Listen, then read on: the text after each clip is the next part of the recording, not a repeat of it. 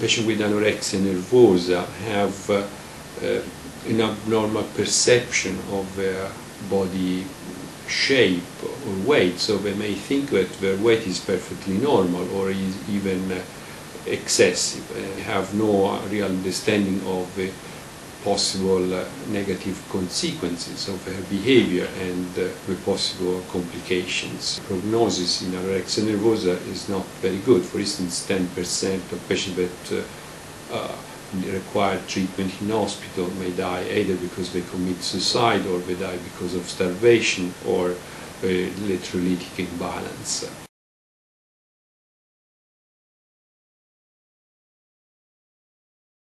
Most of the times these subjects are females and they may be of perfectly normal weight, but they have impulsive behavior, so that over the course of 2 hours period they may start eating and they cannot stop. They lose completely control of their eating behavior and they continue to eat until they feel completely full, bloated, really unwell. After they have binged, they may feel extremely guilty and usually they try to get rid of excess amount of food they have eaten, either by vomit or taking laxatives or doing excessive strenuous exercise. Also, patients with bulimia nervosa may have a abnormal perception of their body, particularly their shape.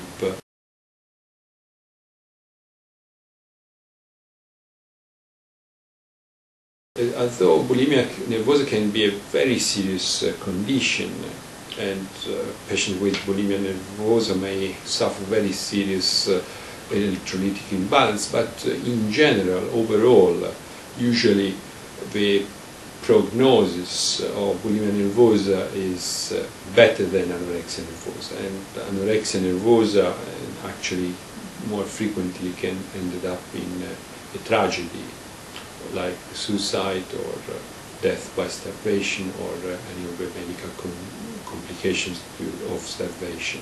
So I think anorexia nervosa is definitely more dangerous.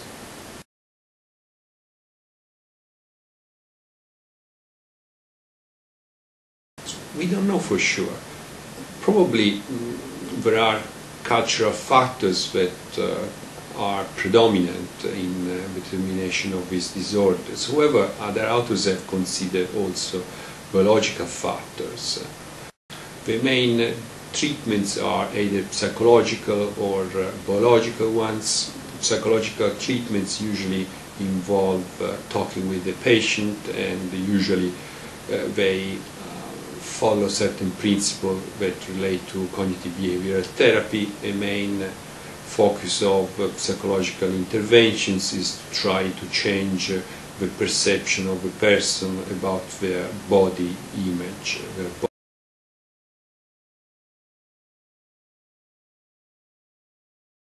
Antidepressants, particularly serotonin uptake inhibitors like fluoxetine, has been proved to at least prevent relapses in anorexia nervosa. However, there isn't really a strong evidence of efficacy of any antidepressants in the treatment of acute phases of anorexia nervosa. On the contrary, there is good evidence that pharmacological treatments like serotonin uptake inhibitors and fluoxetine in particular can help to reduce the frequency of binges in patients with bulimia nervosa.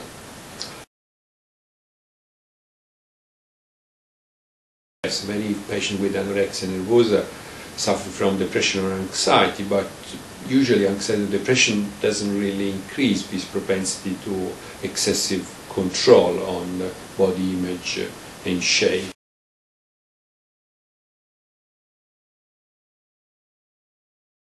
Maybe a sort of escape from sexuality. So some patients with anorexia nervosa may find refuge in fasting as a way to dissociate themselves from their body.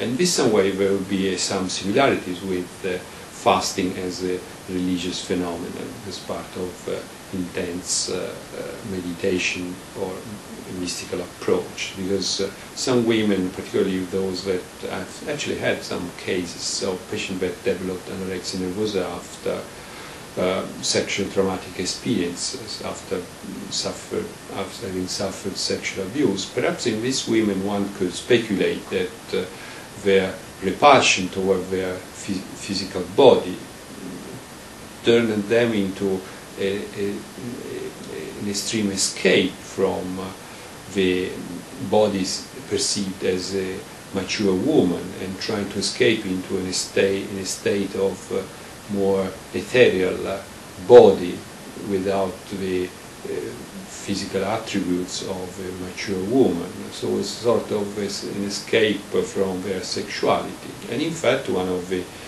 features of anorexia nervosa is, for instance, amenorrhea. So women with anorexia nervosa stop having their periods.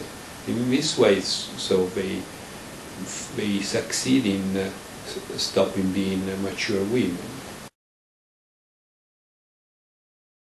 Involved as a coordinator in a study on the use of fluoxetine in the treatment of bulimia nervosa, and in this study we were able to demonstrate the efficacy of fluoxetine, which proved to be statistically superior to placebo. However, the peculiarity of this study was that we found that some of the patients that had been allocated to fluoxetine at the end of the study had no trace of fluoxetine in their blood.